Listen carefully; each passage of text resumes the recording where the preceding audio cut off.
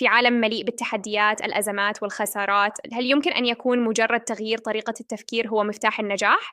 تخيل لو قلت لك أن التفاؤل ليس مجرد شعور مؤقت، بل هو أداة حقيقية لتحويل حياتك. نعم، المتفائلون دائما يربحون. ما هو التفاؤل ولماذا هو مهم؟ التفاؤل هو أن تختار أن ترى الفرص بدلاً من العقبات، وأن تؤمن بأن المستقبل يحمل إمكانية أفضل حتى لو كان الواقع صعباً. الدراسات العلمية تثبت أن الأشخاص المتفائلين يعيشون بصحة أفضل، يتمتعون بقدرة أكبر على حل المشاكل، ويحققون أهدافهم بشكل أسرع.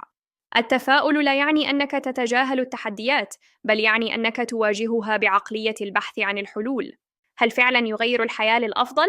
نعم، الأشخاص المتفائلون يتمتعون بطاقة إيجابية تجعلهم أكثر قدرة على الصمود أمام الصدمات. بدلاً من الاستسلام للفشل، يتعلمون منه وينهضون أقوى. التفاؤل يفتح الأبواب للتفكير الإبداعي، لبناء علاقات أقوى، وحتى لزيادة فرص النجاح المالي والمهني. بكلمات أخرى، تفاؤلك هو استثمار في نفسك.